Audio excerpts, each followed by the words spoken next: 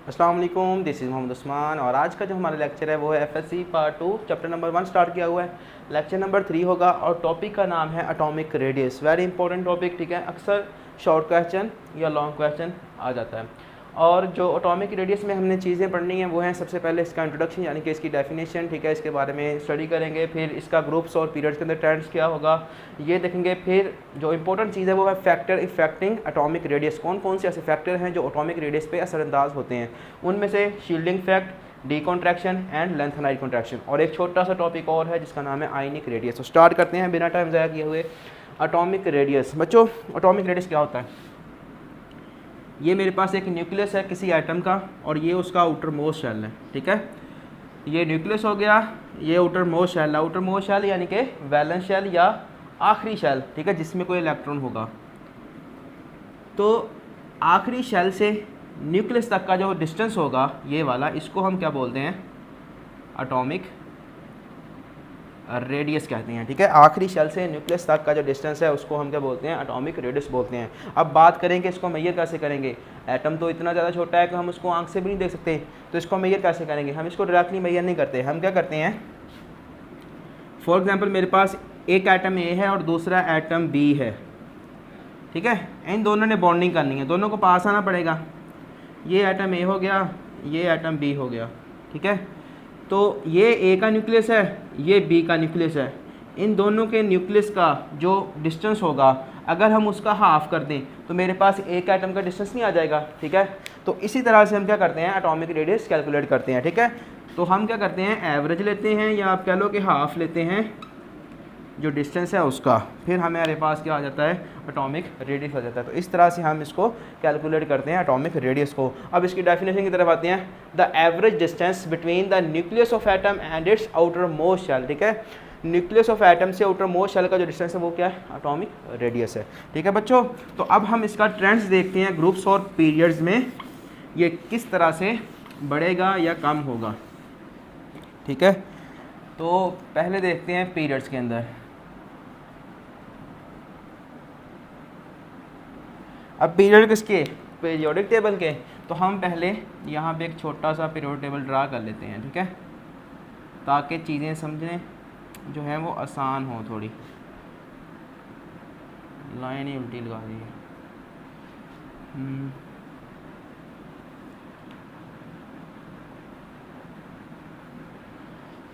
यहाँ पे हमारे पास हाइड्रोजन होती है, लिथियम, सोडियम और यहाँ पे पोटेशियम, ठीक है। पोटेशियम, रुबिडियम, सीजियम और फ्रेंशियम। यहाँ पे बेरिलियम, मैग्नीशियम और यहाँ पे कैल्शियम, ठीक है।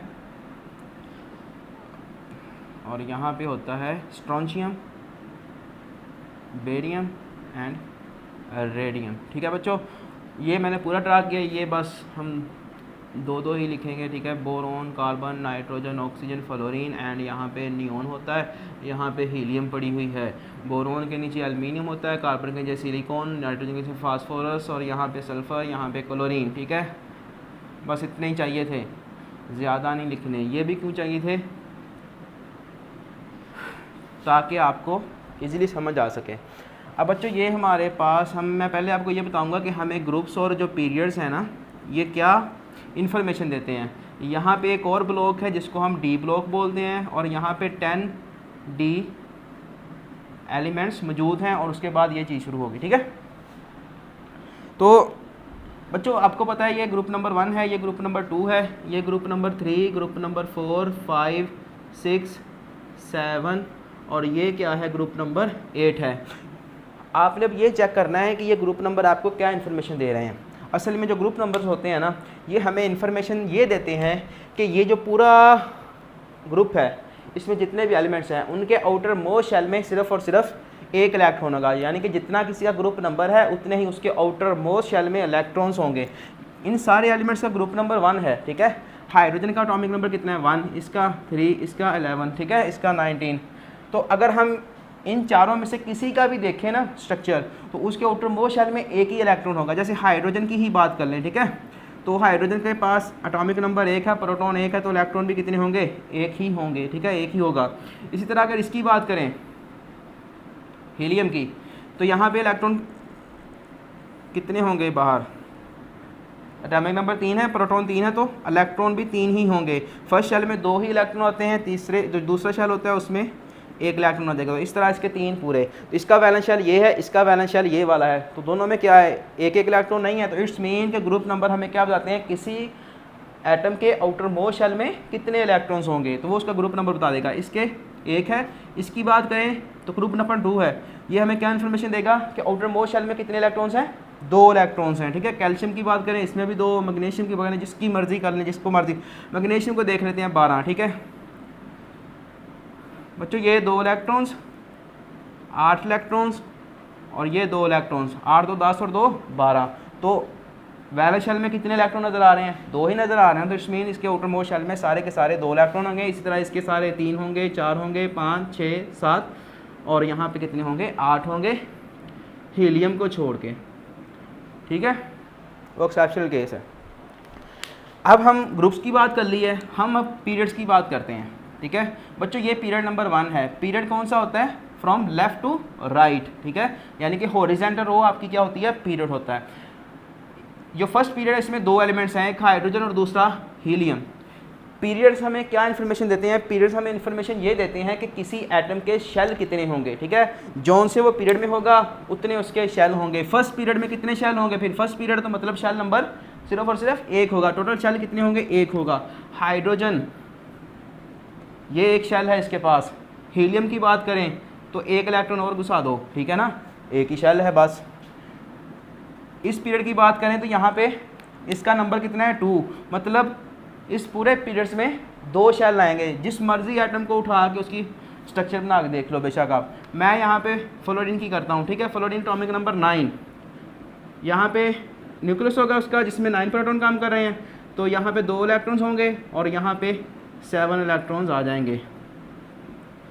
तो यहाँ पे ये शेल नंबर 2 है ना, वही उसका वैलेंस शेल है। तो इट्स मीन के जो पीरियड नंबर होगा वो हमें बताएगा किसी एटम के कितने शेल्स हैं। इसी तरह अगर इसकी बात करें तो यहाँ पे 3 4 5 6 और ये 7, ठीक है बच्चों। तो इस तरह से ये हमें इन्फॉर्मेशन देते हैं। अब हम ये समझ लिया कि ग्रुप्स और पीरियड्स हमें क्या इन्फॉर्मेशन देते हैं। अब हम चलते हैं अपने असल काम की तरफ, जो अब हमने डिस्कस करना है। बच्चों ये बात याद रखिएगा कि एटॉमिक रेडियस जो होता है वो इन्वर्सली प्रोपोर्शनल होता है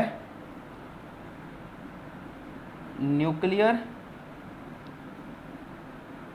चार्ज के, ठीक है। एटॉमिक रेडियस क्या है, इन्वर्सली प्रोपोर्शनल किसके है, न्यूक्लियर चार्ज के। अब इसका मतलब क्या होगा, न्यूक्लियर चार्ज अगर कम है तो रेडियस क्या होगा, ज़्यादा होगा। न्यूक्लियर चार्ज अगर ज़्यादा है तो रेडियस क्या हो जाएगा, कम हो जाएगा, ठीक है। अब हम बात करें कि न्यूक्लियर चार्ज किस साइड को बढ़ रहा है। बच्चों फर्स्ट पीरियड की बात करें, हमने पीरियड्स में बात करनी है अभी, ठीक है ना, ग्रुप्स की बात नहीं करनी, हमने पीरियड्स की बात करनी है। पीरियड किधर से होते हैं, लेफ़्ट टू राइट ही मूव करें तो पीरियड आते हैं ना। यहाँ से उस साइड को मूव करना शुरू कर दें, ठीक है, तो लेफ़्ट टू राइट चलेंगे। यहाँ पे एटॉमिक नंबर क्या है, 1, यहाँ पे एटॉमिक नंबर क्या है, 2। तो इट्स मीन इधर को चलते हैं, न्यूक्लियर चार्ज बढ़ रहा है। न्यूक्लियर चार्ज क्या होता है असल में, नंबर ऑफ प्रोटॉन, ठीक है ना। इसके पास नंबर ऑफ प्रोटॉन 1 है क्योंकि इसका एटॉमिक नंबर 1 है, ठीक है ना। जितना किसी का एटॉमिक नंबर उतना उसी के अंदर क्या होगा, प्रोटॉन होगा, अगर न्यूट्रल है तो बच्चों यहाँ पे एटॉमिक नंबर 1, इधर एटॉमिक नंबर 2, उधर को मूव करते हैं तो क्या होता है, न्यूक्लियर चार्ज ही बढ़ रहा है ना बच्चों। जितना प्रोटॉन बढ़ेगा उतना न्यूक्लियर चार्ज बढ़ जाएगा, ठीक है। तो इस मीन क्या हुआ, न्यूक्लियर चार्ज बढ़ रहा है तो ये वैल्यू क्या हो जाएगी, कम हो जाएगी, ठीक है ना। यहाँ पे मैं लिख देता हूँ रेडियस, और यहाँ पे हम इसको कंपेयर कर रहे हैं किससे, न्यूक्लियर चार्ज से, ठीक है। न्यूक्लियर चार्ज क्या हो रहा है, इंक्रीज़ हो रहा है ना, रेडियस क्या होगा फिर, डिक्रीज़ हो जाएगा। जब हम मूव करेंगे लेफ़्ट टू राइट तब की बात होगी ये। अगर ग्रुप नंबर पीरियड नंबर 2 की बात करें, ठीक है, यहाँ से हम मूव कर रहे हैं, फ्लोरीन तक जा रहे हैं, इसका एटॉमिक नंबर कितना है, 3, यहाँ पे 4 5 6 7 8 9, ठीक है बच्चों। और नियॉन का 10 होता है। हमने फ्लोरीन तक ही बात करनी है, नियॉन पे नहीं जाना बच्चों। अगर मैं यहाँ से मूव कर रहा हूँ तो यहाँ तक क्या हो रहा है, न्यूक्लियर चार्ज यानी कि एटॉमिक नंबर ही बढ़ रहा है ना, एटॉमिक नंबर बढ़ रहा है तो न्यूक्लियर चार्ज बढ़ रहा है, क्योंकि नंबर ऑफ प्रोटॉन बढ़ रहे हैं, तो ये चीज़ बढ़ रही है, ये चीज़ क्या हो जाएगी, अल्टीमेटली डाउन हो जाएगी ना। तो इट्स मीन अगर आपका न्यूक्लियर चार्ज बढ़ता है तो नंबर ऑफ प्रोटॉन क्या होते हैं, बढ़ते हैं, तो रेडियस क्या होता है, कम हो जाता है। अब इसकी क्या वजह है, हम ये देखते हैं बच्चों, इस सारे चीज़ की वजह क्या है। तो लिथियम को देखो, लिथियम में मैं +3 लिख रहा हूँ, यानी कि 3 प्रोटॉन इसके न्यूक्लियस में काम कर रहे हैं, और ये इसका फर्स्ट शेल है जिसमें 2 इलेक्ट्रॉन्स हैं, और ये इसका दूसरा शेल है जिसमें 1 इलेक्ट्रॉन है, ठीक है। इसी तरह अगर इसको हम कंपेयर करें फ्लोरीन के साथ, तो वहाँ पे +9 है, ये इसका फर्स्ट शेल होगा जिसमें 2 इलेक्ट्रॉन, ये इसका वैलेंस शेल है जिसमें 7 इलेक्ट्रॉन्स हैं, 1 2 3 4 5 6 7, ठीक है बच्चों। अब इसमें 3 प्रोटॉन काम कर रहे हैं, इसमें 9 प्रोटॉन काम कर रहे हैं, ठीक है। 3 प्रोटॉन है, 3 ही इलेक्ट्रॉन्स हैं, 9 प्रोटॉन है, 9 इलेक्ट्रॉन्स हैं। अब आप सोच रहे होंगे कि जितने प्रोटॉन बढ़ रहे हैं उतने इलेक्ट्रॉन्स भी तो बढ़ रहे हैं ना, मतलब जितनी ये फोर्स बढ़ रही है उतनी ये फोर्स भी तो बढ़ रही है, तो मतलब साइज में तो कोई भी फ़र्क नहीं पड़ना चाहिए, अल्टीमेटली नेट इफेक्ट क्या होना चाहिए, 0 होना चाहिए। लेकिन ऐसा नहीं होता, जो बच्चों प्रोटॉन होता है ना, इसका इफेक्ट ज़्यादा होता है इलेक्ट्रॉन से, यानी कि जो डोमिनेट फैक्टर होता है वो न्यूक्लियर चार्ज होता है, ठीक है ना, प्रोटॉन का इफेक्ट होता है जिससे वो इलेक्ट्रॉन्स को अपनी तरफ से खींचता है। मतलब इसकी ये फोर्स आप मान लो कि ज़्यादा है, ठीक है ना, आप कह लो कि प्रोटॉन की जो फोर्स है खींचने की इलेक्ट्रॉन को वो ज़्यादा है, इसकी फोर्स कम है, इसकी फोर्स ज़्यादा है, ठीक है। तो ये इलेक्ट्रॉन्स को खींचेगा, यहाँ पे 3 प्रोटॉन खींच रहे हैं, यहाँ पे कितने प्रोटॉन्स हैं, 9, तो 9 ज़्यादा खींचेंगे या 3 ज़्यादा खींचेंगे, तो ज़ाहिर सी बात है 9 ही ज़्यादा खींचेंगे ना, तो इट्स मीन साइज़ क्या हो जाएगा, कम हो जाएगा, ठीक है ना, जब हम मूव करते हैं left to right in the period, ठीक है। अब हम बात करें अगर नियॉन की और हीलियम की, ठीक है, कि नियॉन, फ्लोरीन और नियॉन को कंपेयर कर लेते हैं, इन दोनों का क्या इफेक्ट होगा, ठीक है। अगर इन दोनों के साइज़ की बात करें तो जो हमने पढ़ा है वो क्या है कि लेफ़्ट टू राइट मूव करते हैं तो साइज़ क्या होता है, कम होता है। होना तो ये चाहिए ना कि फ्लोरीन का साइज़ बड़ा है नियॉन से, क्योंकि इसका साइज़ छोटा है, इसका साइज़ बड़ा होगा, क्योंकि हम लेफ़्ट टू राइट जाते हैं तो न्यूक्लियर चार्ज बढ़ जाता है। होना तो ये चाहिए ना, लेकिन ऐसा नहीं होता, बल्कि होता क्या है, नियॉन का साइज़ जो है वो बड़ा है फ्लोरीन से, यानी कि फ्लोरीन का साइज़ छोटा है नियॉन से। इसकी क्या वजह होगी, ठीक है, इसकी वजह बच्चों ये होती है कि जो नियॉन होता है ना, ये एक इनर्ट गैस है, यानी इनर्ट गैस है या नोबल गैस है, नोबल गैस मतलब शरीफ गैस है, ये किसी के साथ बॉन्डिंग कुछ नहीं करते, तो इनके अंदर जो फोर्सेस पाई जाती हैं ना वो होती हैं वंडर वाल फोर्सेस।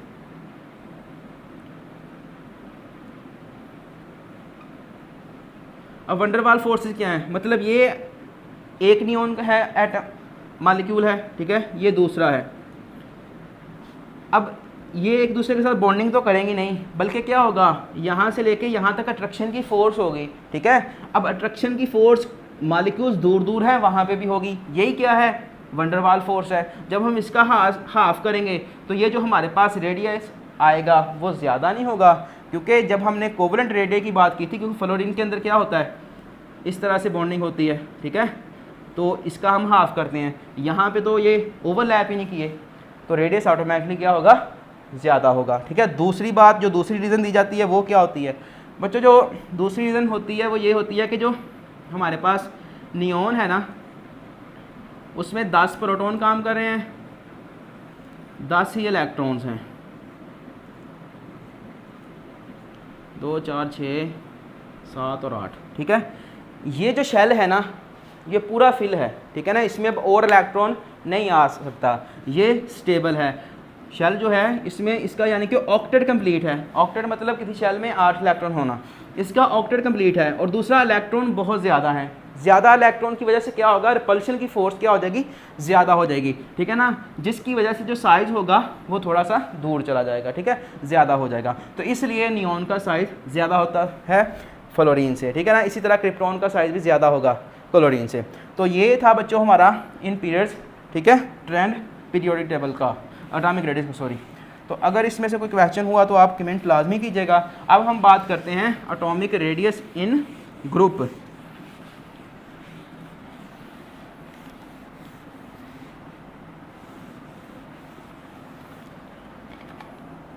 गर्मी बहुत है आज। एटॉमिक रेडियस इन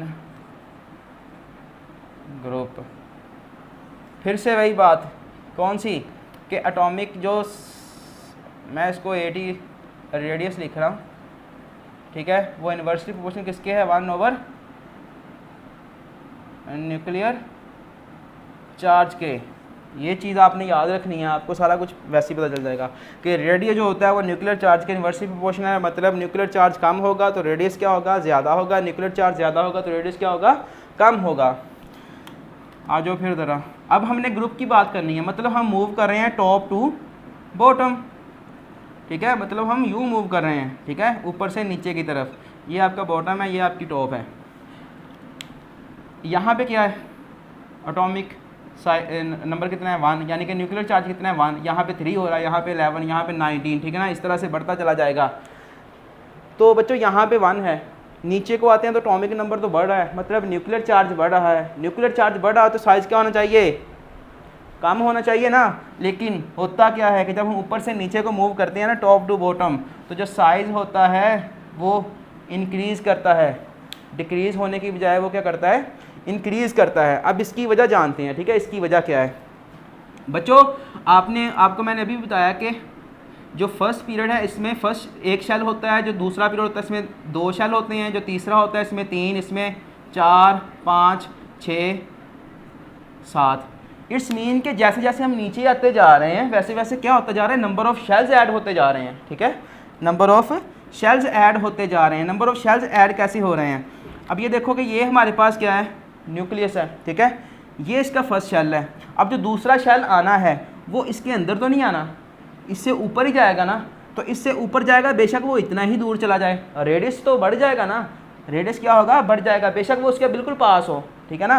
तो इसलिए क्योंकि नंबर ऑफ़ शेल्स ऐड होते जा रहे हैं तो रेडियस क्या हो जाएगा, ऑटोमेटिकली बड़ा हो जाएगा, ठीक है ना। ये काम तो कर रहा है, ठीक है ना, लेकिन पहले क्या था, वहाँ पे नंबर ऑफ़ शेल्स ऐड नहीं हो रहे थे। एक ही शेल्स में क्या हो रहा था, इलेक्ट्रॉन आ रहे थे और प्रोटॉन उनको खींच रहा था। यहाँ पे नंबर ऑफ़ शेल्स बढ़ रहे हैं, ठीक है। तो ये वजह है कि जब हम टॉप टू बॉटम मूव करते हैं साइज़ इंक्रीज़ होता है, ठीक है ना। डिक्रीज़ होने की बजाय क्या होता है, इंक्रीज़ होता है, क्योंकि नंबर ऑफ़ शेल्स जो होते हैं वो बढ़ जाते हैं। तो हम अब बात करें, ठीक है, कि क्या सारे के सारे ये कंडीशन जो है वो सारे पीरियोडिक टेबल पे लागू होती है, तो बच्चों बिल्कुल नहीं होती, ठीक है। जब हम यहाँ पे आते हैं ना एल्युमिनियम और गैलियम के अंदर, तो क्या होता है कि एल्युमिनियम का जो साइज़ है वो अप्रॉक्सीमेटली इक्वल होता है गैलियम के साथ। हालांकि क्या होना चाहिए, गैलियम का साइज़ बड़ा होना चाहिए, ठीक है ना। कुछ बुक्स में लिखा होता है कि aluminium approximately equal to gallium, यानी कि दोनों का साइज़ इक्वल है। या कुछ बुक्स में लिखा होता है कि एल्युमिनियम का जो साइज़ है वो बड़ा है गैलियम से, हालांकि होना किसका चाहिए था, गैलियम का। इसको एक्सप्लेन करने के लिए हम चलते हैं शील्डिंग इफेक्ट पे, ठीक है, जो हमारी सही रहनुमाई फरमाएगा। अब ये जो पीरियोडिक टेबल है इसकी हमें कोई ज़रूरत नहीं है, इसको हम ख़त्म करते हैं। शील्डिंग इफेक्ट और डीकॉन्ट्रैक्शन, यहाँ पे ये 2 फैक्टर डोमिनेट करते हैं बच्चों। शील्डिंग इफेक्ट ज़रा ध्यान से समझिएगा, ठीक है। ये मेरे पास न्यूक्लियस है, ये फर्स्ट शेल है और ये सेकंड शेल है, ठीक है। इनर शेल कह ले, फर्स्ट शेल ना बोलें इसको। ये इनर शेल है और ये क्या है, आउटर शेल। बच्चों आउटर शेल में भी इलेक्ट्रॉन है, इनर शेल में भी इलेक्ट्रॉन्स हैं। होगा क्या कि न्यूक्लियस ने तो सबको खींचना है, ठीक है। न्यूक्लियस ने क्यों खींचना है, इस पर पॉजिटिव चार्ज है, इलेक्ट्रॉन्स पे कौन सा चार्ज है, नेगेटिव। तो पॉजिटिव नेगेटिव को अट्रैक्ट तो करेगा ही करेगा। तो अब जब ये इसको खींचेगा अपनी तरफ, ये इसको खींच रहा है अपनी तरफ, ये इसको खींच रहा है, ठीक है, इसी तरह इसको भी खींचा जा रहा है, ठीक है। तो जो न्यूक्लियस है वो चारों इलेक्ट्रॉन्स को खींच रहा है। अब बात करें अगर क्या न्यूक्लियस इन चारों इलेक्ट्रॉन्स को एक जैसा खींच रहा है, ठीक है, क्या न्यूक्लियस इन चारों इलेक्ट्रॉन्स को एक जैसा खींच रहा है, तो ऐसा नहीं है, ठीक है। बल्कि क्या हो रहा है, बच्चों जो इलेक्ट्रॉन्स होते हैं ना वो नेचर के बहुत ज़्यादा पॉजिटिव होते हैं। उनका होता है कि जो प्रोटॉन है ना वो सिर्फ़ और सिर्फ उसका ध्यान हमारी तरफ ही रहे, वो सिर्फ़ और सिर्फ हमें ही अट्रैक्ट करे, ठीक है। तो होता क्या है कि ये जो इलेक्ट्रॉन्स हैं, ठीक है, ये इस इलेक्ट्रॉन्स को रिपेल करते हैं, ये इलेक्ट्रॉन इसको रिपेल करेगा, ठीक है ना। इस तरह से इनर इलेक्ट्रॉन्स क्या कर रहे हैं, आउटर इलेक्ट्रॉन्स को रिपेल कर रहे हैं, ठीक है। तो अब ऐसा हो सकता है कि जितना न्यूक्लियर चार्ज इस पर लग रहा था आउटर इलेक्ट्रॉन पे, क्या उतने का उतना ही लग रहा है अभी, बल्कि क्या हो रहा है, कुछ कम लग रहा होगा, ठीक है ना। इसको समझने के लिए मैं आपको एक एग्जांपल देता हूँ, ठीक है, शायद आपको समझ आ जाए। बच्चों आजकल आपका जो फेमस हीरो है वो कौन सा है, अर्तुगरुल भाई हैं, ठीक है। काफ़ी ज़्यादा उनका जो ड्रामा है वो बड़ा मशहूर हो गया पाकिस्तान में। तो ये अर्तुगरुल भाई हैं, ठीक है, आपकी सिटी में आ जाते हैं आपसे मिलने, ठीक है, या वैसे ही आते हैं, ठीक है, आपसे मिलने हैं, जो भी है वो आपकी सिटी में आ जाते हैं। अब आप उनके बहुत बड़े फ़ैन हो और आपका दिल करता है कि हम भी उनसे मिलें, और आपने उनसे लाजमी मिलना है, ठीक है ना, ऐसी कंडीशन सोच के चलनी है। तो अब उनका टाइम जो था वो था 10 बजे आने का सुबह, ठीक है, उनका टाइम कितना है, सुबह 10 बजे आने का। लेकिन आप जो हो गए हो वो थोड़ा सा लेट हो गए और आप पहुँचे हो 10:30, ठीक है। 10 बजे उन्होंने आना था, आप पहुँचे हो कितने बजे, 10:30 पे, ठीक है, ये आप पहुँचे। अब क्या होगा, यहाँ पे आप हो, ठीक है, ये आप हो, क्या आप इनसे मिल सकते हो, ठीक है, आप इनसे मिल सकते हो, क्योंकि आप अकेले तो नहीं ना होंगे उनके फ़ैन, और भी बहुत सारी दुनिया, वो भी सारे के सारे क्या होंगे, इकट्ठे होंगे। तो ये जो मैंने चीज़ बनाई है ये आपका वो मजमा है, ठीक है ना, जो आपके आगे होगा पहले, क्योंकि आप लेट पहुँचे हो, लेट आने के नुकसान, ये आपका वो मजमा है, या आप कह लो कि भीड़ है जो लगी हुई है इस अर्तुगरुल के इर्द गिर्द। यहाँ पे बाप हो, अब हम क्या करते हैं, आपको आगे पहुँचाते हैं। कैसे पहुँचाएंगे, आपका जो हाइट है वो है 7 फुट, आप कितने फुट के हो, 7 फुट के। ये जो आगे सारे का सारा मजमा लगा हुआ है, ये सारे के सारे कितने हाइट के हैं, ये 4 फुट हाइट रखते हैं, ठीक है। तो क्या होगा, आप तो बड़ी इजीली इसके पास नहीं आ जाओगे कि नहीं आ जाओगे, और हो सका तो आप क्या करोगे, इनको क्रॉस करके आगे चले जाओगे, क्योंकि आप तो इतने लंबे चौड़े हो और ये बेचारे 4 फुट के हैं बोने, ठीक है ना। तो आप बिल्कुल क्या आ जाओगे, पास आ जाओगे, और हो सका तो आप इनको कूद के इससे हाथ भी मिला लोगे खूब, ठीक है। तो अब हम दूसरे केस पे चलते हैं। दूसरा केस हमारे पास क्या है कि यही अर्तुगरुल साहब हैं, ठीक है, अर्तुगरुल साहब थोड़े लंबे हो गए हैं और इनके इर्द गिर्द ये वाली भीड़ है, ठीक है,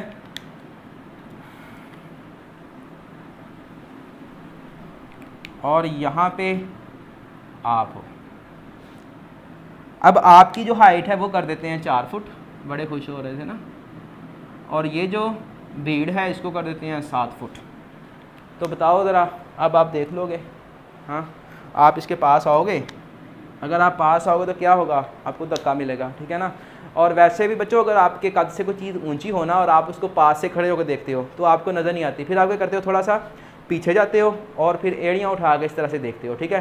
तो क्या होता है, आपको कोई चीज़ नज़र आ जाती है थोड़ी बहुत। तो ऐसा ही इस केस में है। अब आप क्या करोगे, इस चीज़ को अपना न्यूक्लियस मानो। ये क्या है, अर्तुगरुल क्या है, न्यूक्लियस है, ठीक है, अर्तुगरुल क्या है, न्यूक्लियस है, और ये जो भीड़ है ये आपकी क्या है, इनर इलेक्ट्रॉन्स हैं, और आप क्या हो, आउटर इलेक्ट्रॉन, आप क्या हो, आउटर इलेक्ट्रॉन। अब इसको ज़रा ध्यान से समझिएगा, ठीक है ना बच्चों, न्यूक्लियस है, ये जो भीड़ है इनर इलेक्ट्रॉन है, आप आउटर इलेक्ट्रॉन हो। जब बच्चों ये वाली भीड़, ठीक है ना, जिसकी हाइट 4 फुट थी, तो आप क्या आ रहे थे, पास आ रहे थे, ठीक है ना। और यहाँ पे जब क्या था, ये न्यूक्लियस है, इनर इलेक्ट्रॉन, आउटर इलेक्ट्रॉन, यहाँ पे क्या थी कि जब आपकी हाइट इस भीड़ से कम थी, ठीक है ना, तो आप क्या हो रहे थे, थोड़े से पीछे जाके एड़ियाँ उठा के देख रहे थे।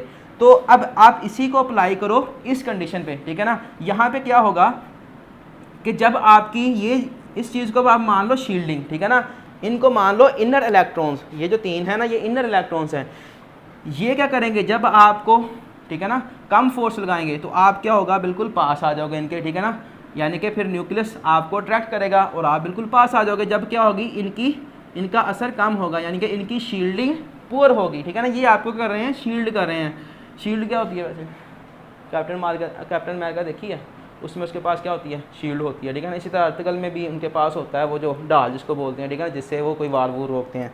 इसी तरह से ये इलेक्ट्रॉन्स क्या कर रहे हैं, न्यूक्लियस के असर को इस इलेक्ट्रॉन पे क्या कर रहे हैं, शील्ड कर रहे हैं, ठीक है ना। इसको मैं पिक्चर को थोड़ा सा दोबारा बनाता हूँ ताकि क्लियर हो सारा कुछ, ठीक है बच्चों। ये न्यूक्लियस है,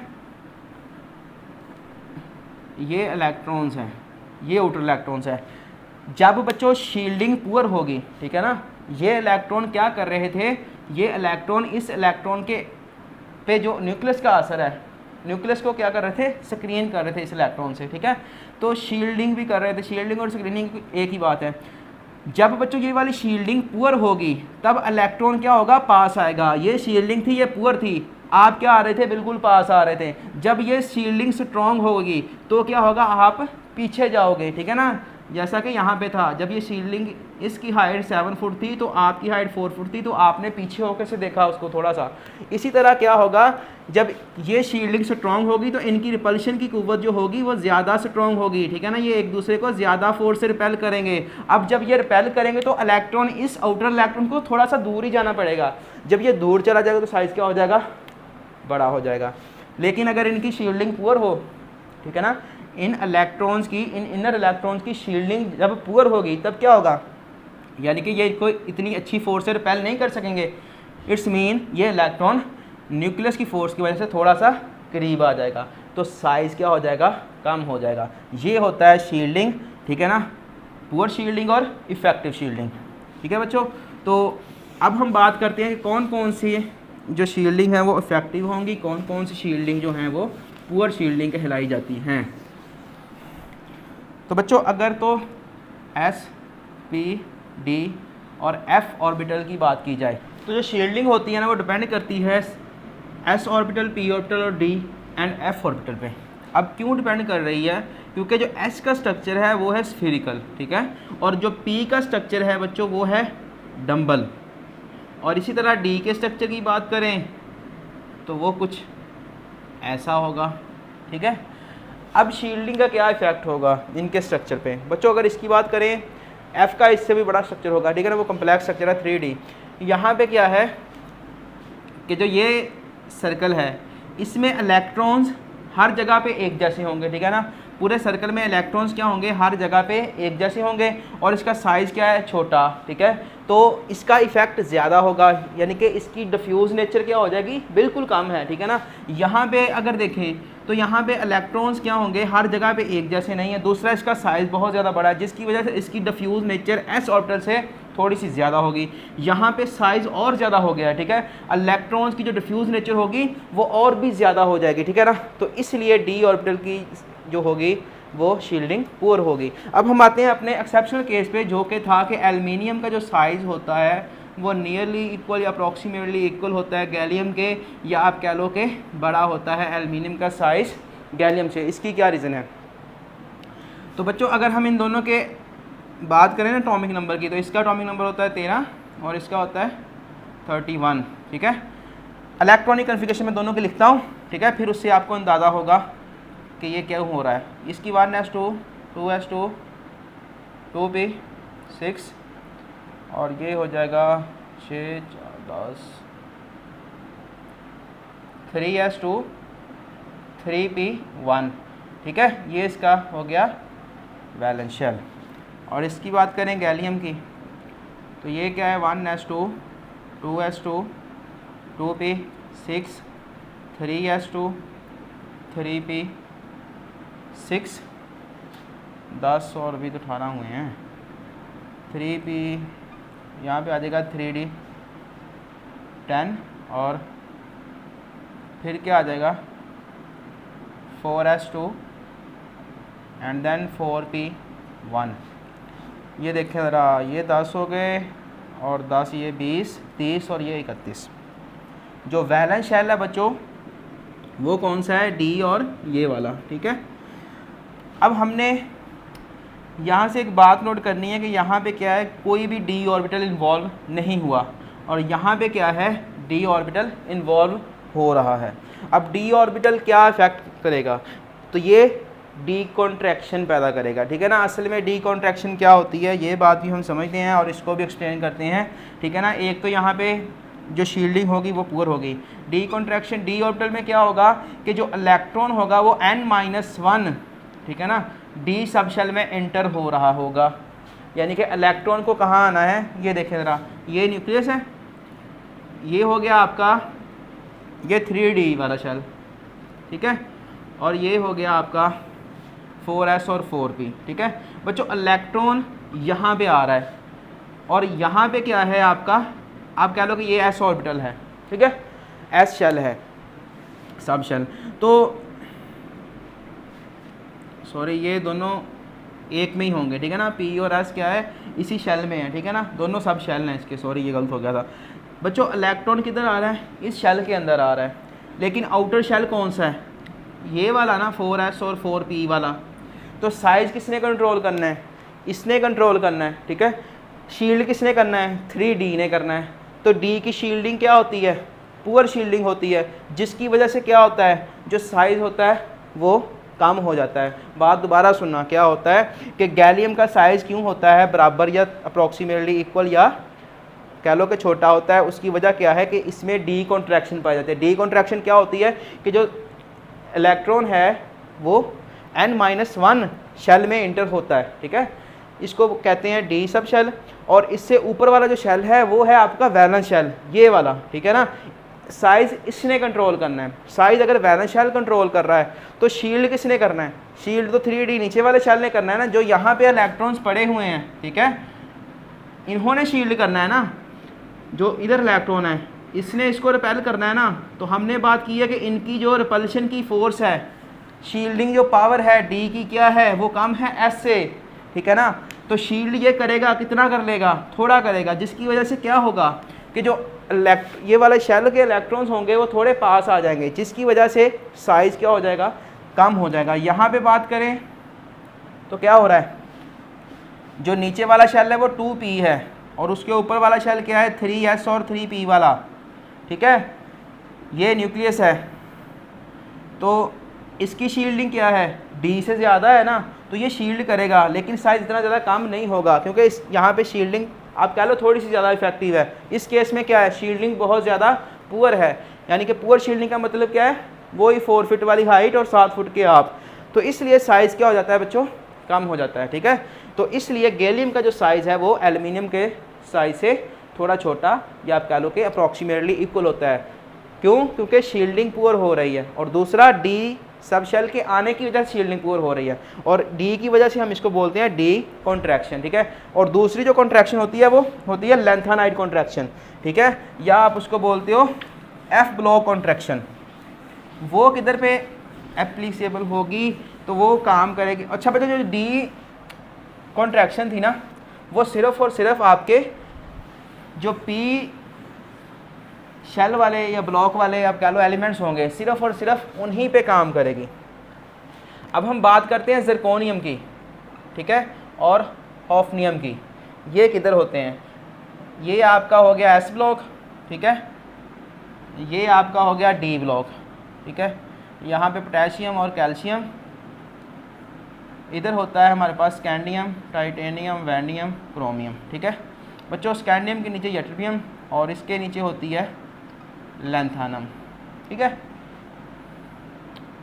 और इधर होता है हमारे पास क्या होता है, ज़िरकोनियम, और यहाँ पे होती है हॉफनियम, ठीक है। यहाँ पे 57 है इसका एटॉमिक नंबर और इसका कितना है 72। और इसकी बात करें तो ये होता है हमारे पास 39 और ये होता है 40, ठीक है। मुझे ये आपको दिखाना था क्योंकि हमने इन दोनों की बात करनी है। ये एक्सेप्शनल केस है। असल में एक्सेप्शनल केस में आपको क्यों बता रहा हूँ, ठीक है। एक्सेप्शनल केस जो होते हैं ये बच्चों ये इंपॉर्टेंट होते हैं, ठीक है ना। जो रेडियस की बात आपने पढ़ी है वो तो आपने 9th क्लास में ही पढ़ी है, ठीक है, और इसी तरह से आपने उसको फर्स्ट ईयर में ही पढ़ा है। लेकिन यहाँ पे एक्सेप्शनल केस जो होते हैं इनसे क्वेश्चन बनते हैं, ठीक है ना, MCQs वाले भी बन जाते हैं और ये आपको BSc में बहुत ज़्यादा हेल्प करेंगे।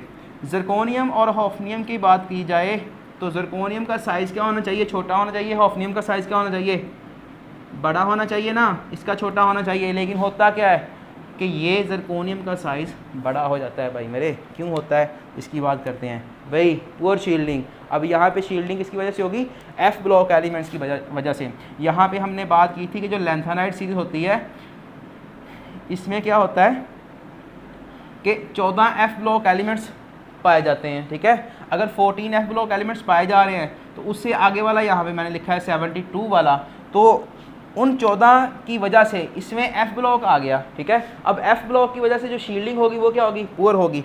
अब मैं अगर इसके ज़रकोनियम की इलेक्ट्रॉनिक कॉन्फ़िगरेशन की बात करूं बच्चों, तो ये क्या हो गई हमारे पास इलेक्ट्रॉनिक कॉन्फ़िगरेशन हो गई, ठीक है। हमने यहाँ पे क्रिप्टॉन लिखा है, मतलब इनर्ट गैस तक जो है वो कॉन्फ़िगरेशन यही होगी जो इसकी है, उसके आगे ये वाले दो ऐड हो जाएंगे। इसी तरह इसकी मैंने जीनोन लिखा है यहाँ पे, जीनोन तक इलेक्ट्रॉनिक कॉन्फ़िगरेशन वही होगी जो जीनोन की होगी, उससे आगे जो है वो ये है हॉफनियम के केस में। अब हॉफनियम यहाँ पे बच्चों डी है, ठीक है।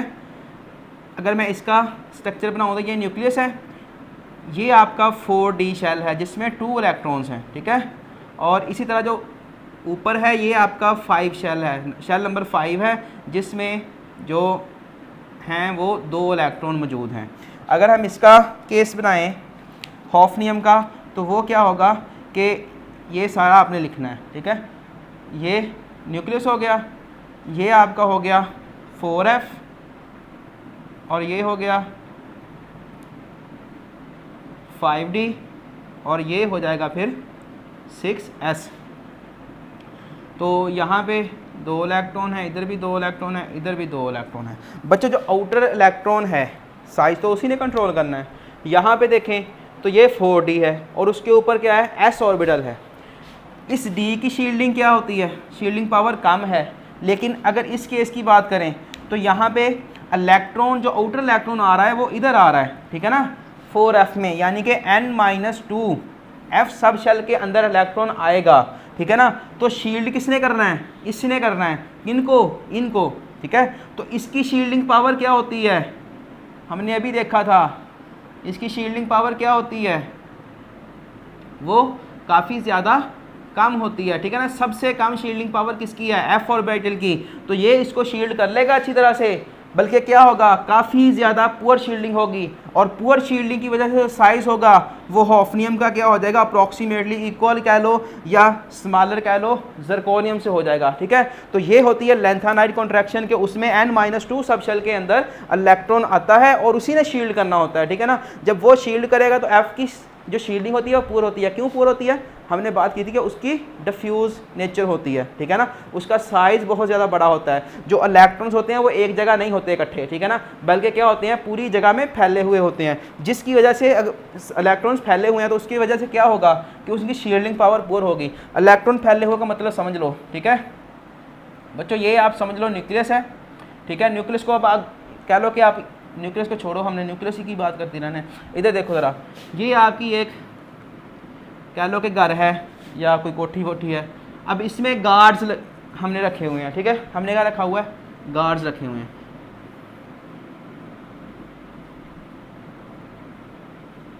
इस तरह से, ठीक है। तो ये टोटल गार्ड कितने हो गए, 3 ये 6 और 3 ये 9 10 11, टोटल 11 गार्ड्स हैं, ठीक है।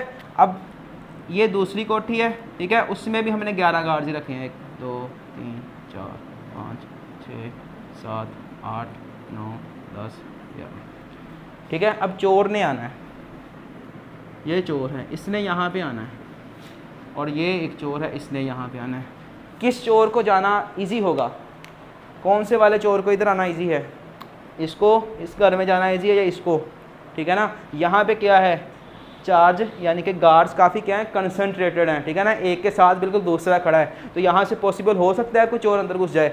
यहाँ पे क्या है, गार्ड्स दूर दूर खड़े हैं, ठीक है ना, चार्ज जो है वो डिफ्यूज़ हुआ है। तो जो एफ ब्लॉक होता है उसमें जो इलेक्ट्रॉन्स होते हैं वो डिफ्यूज़ हुए होते हैं, जिसकी वजह से वो ज़्यादा अच्छी तरह से इलेक्ट्रॉन आउटर इलेक्ट्रॉन को रिपेल नहीं कर पाते, यानी कि ये इस इलेक्ट्रॉन को ये जो गार्ड हैं वो इस चोर को रोक नहीं सकेंगे, जिसकी वजह से जो साइज़ होगा बच्चों वो कम हो जाता है, ठीक है। तो ये था हमारे पास सारा shielding fact D contraction, lanthanide contraction, या जिसको हम एफ ब्लॉक कॉन्ट्रैक्शन करते हैं, जो भी हमने स्टडी की है, ठीक है। और मैंने आपको डिफरेंट एग्जांपल के साथ समझाया है। अगर आपका फिर भी कोई क्वेश्चन हो तो आप बिल्कुल पूछिएगा। अब हमारा तो दूसरा टॉपिक बिल्कुल छोटा सा है, ठीक है, उसको जल्दी जल्दी से ख़त्म कर लेते हैं। तो आयनिक रेडियस, आयनिक रेडियस का क्या मतलब होगा? आयन क्या बनता है, आयन कैसे बनता है? मेरे पास बच्चों सोडियम है, ठीक है, सोडियम के पास 11 प्रोटॉन्स होते हैं, तो इट्स मीन 11 ही इलेक्ट्रॉन इसके इर्द गिर्द घूम रहे हैं। यहाँ पे 2 इलेक्ट्रॉन, यहाँ पे 8 इलेक्ट्रॉन्स, और ये जो आखिरी शेल है इसमें कितने इलेक्ट्रॉन्स होंगे? बिल्कुल सिर्फ और सिर्फ एक ही इलेक्ट्रॉन्स होगा। आयन कब बनेगा? जब हम क्या करेंगे, यहाँ से इस इलेक्ट्रॉन को बाहर चलता करेंगे, ठीक है, फिर क्या होगा, एक इलेक्ट्रॉन इसका निकल गया, एक इलेक्ट्रॉन निकल गया तो क्या होगा, ये आयन बन जाएगा। आयन क्यों बनता है ये देख लो बच्चों, इसके न्यूक्लियस में कितने प्रोटॉन काम कर रहे हैं? प्रोटॉन कितने काम कर रहे हैं? +11, यानी कि 11 प्लस का चार्ज इसके न्यूक्लियस में काम कर रहा है। जब ये बाहर भी 11 ही थे, इसको नहीं निकाला था, ठीक है, तब क्या था, 11 इलेक्ट्रॉन जो थे, 11 नेगेटिव चार्ज इसके बाहर काम कर रहे थे, तो नेट चार्ज कितना आ रहा था? 0। लेकिन जब हमने इसको बाहर चलता करिया, ठीक है, फिर क्या होगा, बाहर तो 10 इलेक्ट्रॉन रह गए ना, जब इसको यहाँ से निकाल दिया, आउट कर दिया, ठीक है ना, इसको यहाँ से निकालेंगे तो पीछे कितने रह गए? 8 ये और 10 ये, ठीक है, नेगेटिव का 10 चार्ज हो गया, तो प्लस का 1 चार्ज क्या हो जाएगा? ज़्यादा हो जाएगा। तो हम कहेंगे कि जो सोडियम है उस पर +1 चार्ज आ जाएगा, ठीक है। तो ये क्या बन गया है? आयन बन गया है, ठीक है। अब हमने आयनिक रेडियस की बात करनी है, ठीक है। तो बच्चों आयनिक रेडियस में अगर हम बात करें ना पॉजिटिव आयंस की, ठीक है, क्योंकि नेगेटिव वाले भी तो आयंस होते हैं, हमने बात करनी है पॉजिटिव आयंस की, और पॉजिटिव आयंस में हमें एग्जांपल देखनी है सोडियम की।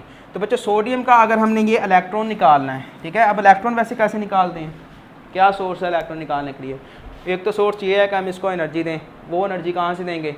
हम यहाँ से बच्चों जो इलेक्ट्रॉन्स होंगे ना वो गिराएंगे फिलामेंट बल्ब के साथ, ठीक है। फिलामेंट जो बल्ब है ना वो यहाँ से टंगस्टन फिलामेंट बल्ब वो यूज़ करेंगे, वो क्या करता है, इलेक्ट्रॉन्स की बीम फेंकेगा, जिसकी वजह से इलेक्ट्रॉन यहाँ से बाहर निकल जाएगा, ठीक है। अब हम देख रहे हैं कि ये हमारे पास था न्यूक्लियस, यहाँ पे 2 इलेक्ट्रॉन्स है, इसमें 8 इलेक्ट्रॉन्स हैं और इसमें 1 इलेक्ट्रॉन्स है। बच्चों जब तक इलेक्ट्रॉन्स होगा, किसी शेल में एक भी इलेक्ट्रॉन्स होगा तो शेल होगा, ठीक है ना, लेकिन अगर वो इलेक्ट्रॉन ही नहीं है, ठीक है ना, तो शेल ख़त्म हो जाएगा। जब हमने क्या किया, यहाँ से एक इलेक्ट्रॉन यानी कि इलेक्ट्रॉन बीम गिराई इस पर, तो क्या होगा, ये इस इलेक्ट्रॉन को बाहर नहीं निकाल लेगा, ये वाला ये था, जो दूसरा था वो ये है, ठीक है। तो जब यहाँ से बच्चों इलेक्ट्रॉन ही ख़त्म हो जाएगा, इलेक्ट्रॉन ही ख़त्म हो जाएगा, तो क्या होगा, ये शेल यहाँ से रहेगा, क्योंकि बच्चों इलेक्ट्रॉन ही नहीं तो शेल का क्या काम, फिर ये शेल ही यहाँ से ख़त्म हो जाएगा। तो जब हम डिस्टेंस फाइंड करेंगे तो वो न्यूक्लियस ये है, ठीक है, और आउटर मोस्ट शेल कौन सा है, ये जो 8 इलेक्ट्रॉन वाला होगा। तो जब बच्चों शेल ख़त्म हुआ है तब क्या होगा, पहले इस यहाँ तक फोर्स लगा रहा था, अब वो चीज़ ही नहीं रही, तो उसको फोर्स नीचे नहीं लगानी पड़ेगी थोड़ी सी, तो उसकी वजह से क्या होगा, इलेक्ट्रॉन जो साइज़ होगा वो कम होगा। इट्स मीन कि अगर हम बात करें एक न्यूट्रल एटम की और एक आयन की, ठीक है ना, पॉजिटिव आयन की, तो पॉजिटिव आयन का साइज़ हमेशा न्यूट्रल एटम से क्या होगा, कम होगा, ठीक है। क्यों कम होगा, अब ये बात करते हैं। इसकी 2 वजूहात हैं। एक तो वजह ये है, ठीक है, कि जब ये शेल ख़त्म हो गया, ठीक है ना, तो जो न्यूक्लियस होगा उसको इन 8 इलेक्ट्रॉन्स को खींचना है, ठीक है। जब ये शेल ही ख़त्म हो जाएगा तो डिस्टेंस जो था वो तो ख़त्म हो गया, ठीक है, अब यहाँ तक डिस्टेंस रह गया। ये वजह नंबर 1 थी। वजह नंबर 2 क्या है बच्चों, यहाँ पे 10 इलेक्ट्रॉन हैं और यहाँ पे 11 प्रोटॉन हैं, यानी कि इन दोनों की जो वैल्यूज़ थी वो भी क्या हो गई हैं, कम ज़्यादा हो गई हैं। यहाँ पे इलेक्ट्रॉन्स कम हो गए हैं, प्रोटॉन ज़्यादा हो गए हैं। पहले प्रोटॉन 11 इलेक्ट्रॉन्स को खींच रहा था, अब प्रोटॉन कितने इलेक्ट्रॉन्स को खींचेगा, 10 इलेक्ट्रॉन्स को। तो ज़ाहिर सी बात है वो क्या होगा, ज़्यादा क़ुव्वत से खींचेगा, जिसकी वजह से साइज़ क्या हो जाएगा, कम हो जाएगा, ठीक है। तो अगर हम बात करें कि जो सोडियम का एटम होता है उसके साइज़ की बात करें तो वो होता है हमारे पास 157 पिकोमीटर। इसी तरह अगर सोडियम आयन की बात करें तो वो होता है हमारे पास जस्ट 95 पिकोमीटर। अब ये इतना कम क्यों हो रहा है, क्योंकि शेल उड़ रहा है, और दूसरे नंबर पे क्या हो रही है, जो 11 प्रोटॉन है वो 10 इलेक्ट्रॉन को ज़्यादा फोर्स से अपनी तरफ खींच रहे हैं। तो इस तरह से जो पॉजिटिव आयन होते हैं, ठीक है ना, उनका साइज़ क्या होता है, न्यूट्रल एटम से काफ़ी ज़्यादा कम हो जाता है, ठीक है, जैसे ये कम हुआ है। इसी तरह बच्चों अगर हम बात कर लें इसकी ग्रुप और पीरियड के अंदर, तो मैं थोड़ा सा एक पीरियड टेबल बना लेता हूँ, ठीक है, ताकि ईज़िली आप उसको समझ सकें, ठीक है ना। मुझे यहाँ पे लिथियम, बेरिलियम, यहाँ पे सोडियम और मैग्नीशियम, पोटेशियम और कैल्शियम ही ड्रा करने हैं, ठीक है। यहाँ पे बोरॉन कर लेते हैं, कार्बन, नाइट्रोजन, ऑक्सीजन, और यहाँ पे फ्लोरीन बाजी बैठी हुई हैं, ठीक है बच्चों। एल्युमिनियम भी लिख लो, सिलिकॉन भी लिख लो, फास्फोरस भी लिख लो, सल्फर भी लिख लो, क्लोरीन भी लिख लो, बस काफ़ी हैं। अब हम बात करें ऊपर से नीचे, फ्रॉम टॉप टू बॉटम, ठीक है। किसका ट्रेंड चेक कर रहे हैं हम, आयनिक रेडियस का टॉप टू बॉटम, और कौन सी आयनिक रेडियस का, पॉजिटिव आयंस का। जब बच्चों हम ऊपर से नीचे मूव करेंगे तो सब के इस शेल में, सब के आउटर मोस्ट शेल में एक ही इलेक्ट्रॉन्स है, तो इट्स मीन के एक इलेक्ट्रॉन जो बाहर निकलेगा उसकी वजह से जो शेल होगा वो तो उड़ जाएगा ना, जो यहाँ पे शेल था वो तो ख़त्म हो गया, साइज़ तो कम होगा, लेकिन ये पीरियड नंबर 2 है, ये पीरियड नंबर 3 है, ये पीरियड नंबर 4 है, इसी तरह 5 है। ऊपर से जब हम नीचे आएंगे तो यहाँ पे एक शेल उड़ने का मतलब पीछे कितने शेल रह जाएंगे, एक, यहाँ पे एक शेल उड़ने का मतलब पीछे कितने शेल रह जाएंगे, 2, यहाँ पे एक शेल उड़ने का मतलब पीछे 3, इसी तरह से पीछे यहाँ पे जो 5 होगा उसमें कितने रह जाएंगे, 4। तो बच्चों यहाँ से शेल तो कम हो रहे हैं, लेकिन इसके शेल तो 4 हैं, ठीक है ना, इसका कितना, 1, तो ज़ाहिर सी बात है जिसके शेल ज़्यादा हैं उनका क्या होगा, साइज़ भी क्या होगा, आयंस का बड़ा होगा। तो अगर टॉप टू बॉटम बात करें तो आयनिक साइज़ क्या होता है, पॉजिटिव आयंस का वो इंक्रीज़ करता है। इसी तरह अगर बात करें लेफ़्ट टू राइट, ठीक है, लेफ़्ट टू राइट क्या हो रहा है, जो आयनिक रेडियस होता है बच्चों वो डिक्रीज़ करता है पॉजिटिव आयंस का। यहाँ पे क्या है, 3 प्रोटॉन है, यहाँ पे 4 प्रोटॉन्स काम कर रहे हैं, ठीक है। आयनिक रेडियस हमने बात की है कि फ्रॉम लेफ़्ट टू राइट क्या होता है, डिक्रीज़ करता है। डिक्रीज़ क्यों करेगा, अब बच्चों यहाँ पे 3 प्रोटॉन काम कर रहे थे ना लिथियम के केस में, ठीक है, जब हम इसका आयन बनाएंगे तो यहाँ पे प्लस का चार्ज आ जाएगा, ठीक है, 3 प्रोटॉन ये लिखे हुए हैं मैंने। बेरिलियम की बात करें तो यहाँ पे भी प्लस आ जाएगा, यहाँ पे 4 प्रोटॉन काम कर रहे हैं, ठीक है।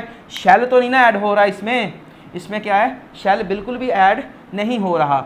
यहाँ पे 4 प्रोटॉन खींच रहे होंगे 3 इलेक्ट्रॉन्स को, यहाँ पे 3 प्रोटॉन्स 2 इलेक्ट्रॉन्स को खींच रहे होंगे, तो क्या होगा, क्योंकि ज़्यादा प्रोटॉन्स ज़्यादा कुव्वत से खींचेंगे, ठीक है, तो साइज़ क्या हो जाएगा, इस साइड को कम हो जाएगा, ठीक है ना। From left to right size क्या हो जाएगा, डिक्रीज़ करेगा, from top to bottom size क्या होगा, इंक्रीज़ करेगा, ठीक है बच्चों। तो ये हो गई हमारे पास पॉजिटिव आयंस की बात। अब हम जल्दी से नेगेटिव आयंस की बात करके इस टॉपिक को करते हैं ख़त्म, क्योंकि वीडियो काफ़ी ज़्यादा लंबी हो गई है मेरे ख्याल में।